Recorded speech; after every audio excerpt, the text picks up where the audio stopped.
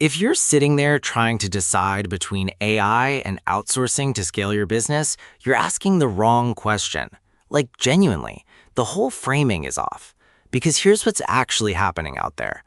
Owners are dropping hundreds a month on AI tools, and the tools just, sit there.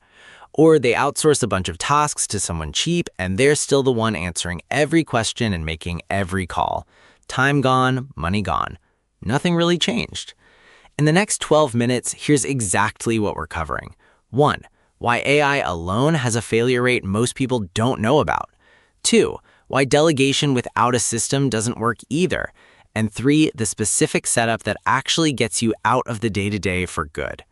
I'm Kevin, I work with Sulum, and if you're curious whether a VSA fits your business, the link's in the description. It's just a conversation.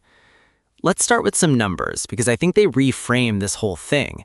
AI first. Rand ran a study that came out in 2025 and 2026. 80% of AI projects failed to deliver real business value. Not 80% of bad projects, 80% of all of them. 34% get abandoned before they ever ship. Another 28% finish and deliver nothing. MIT found that 95% of generative AI pilots never even reach production. And Gartner, as of April 2026, says only 28% of AI use cases actually meet ROI expectations. 28%. So why does this keep happening? The researchers dug in.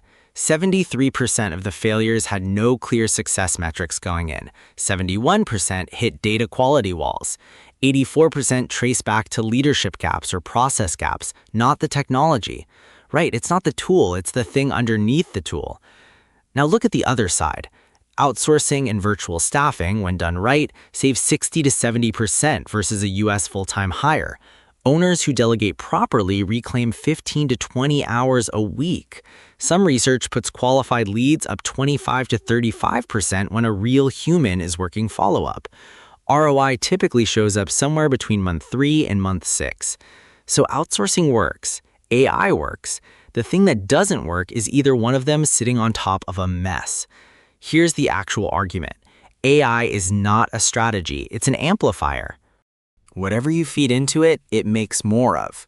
You give it a documented, clean process, it runs that process faster than any human could. You give it chaos, tasks that live in someone's head, approvals that have no rules, follow-up that happens whenever someone remembers to do it, it amplifies the chaos. You cannot automate a process you haven't documented. That's not just a quote, it's the entire reason 80% of these projects fail. There's nothing underneath, no documented steps, no clear rules, no logic for the edge cases. So the AI hits an exception and it either breaks or it routes everything back to you. And the same thing happens when you just hire a person and hand them tasks. They call you when something is a little off. They can't handle exceptions because no one wrote down what to do. You end up doing the judgment calls yourself, which is basically all the hard stuff.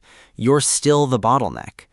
So the real divide is not AI versus outsourcing. The real divide is this. Do you have a system or not? The person who solves this has a specific name, a VSA, a virtual systems architect, not a virtual assistant, not a task taker, not a bot.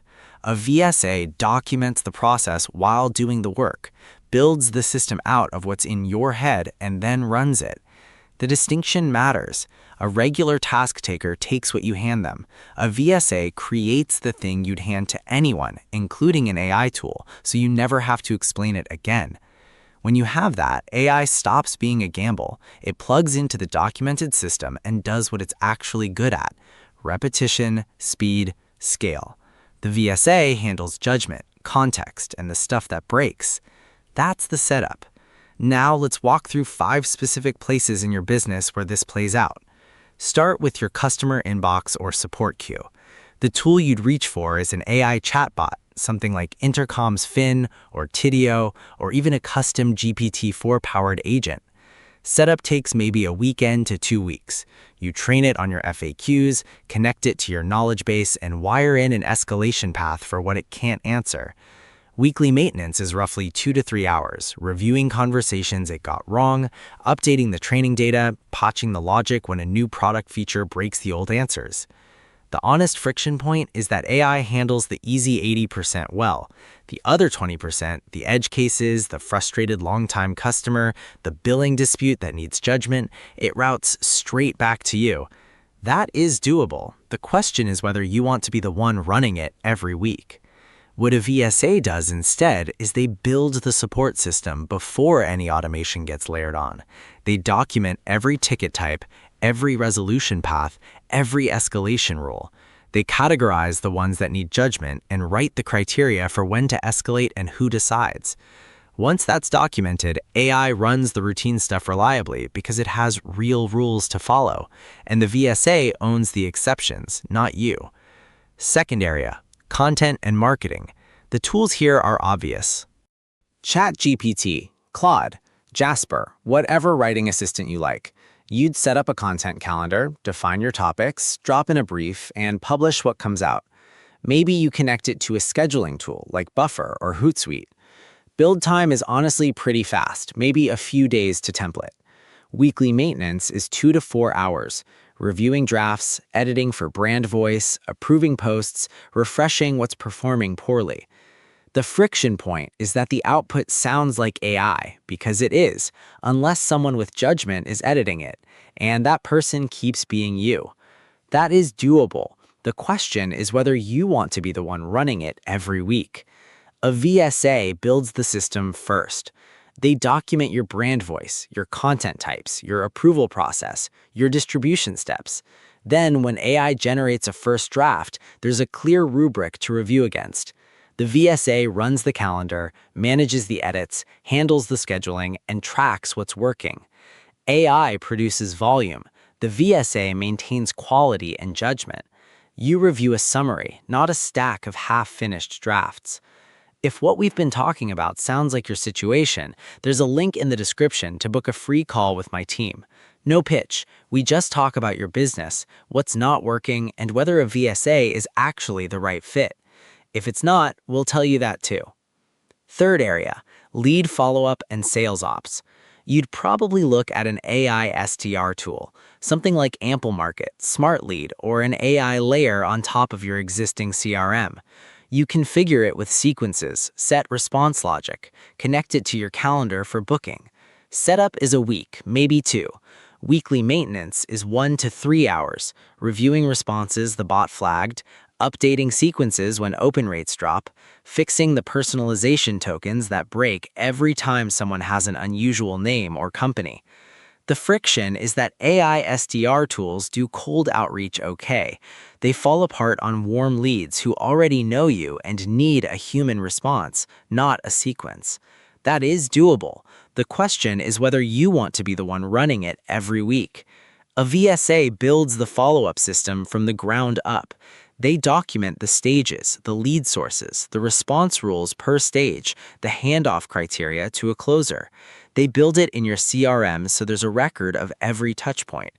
AI handles the mechanical first touches and the volume work.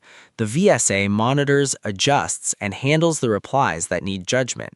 Your warm leads get a human, your cold outreach gets scale. That's the split. Fourth area, the operational glue.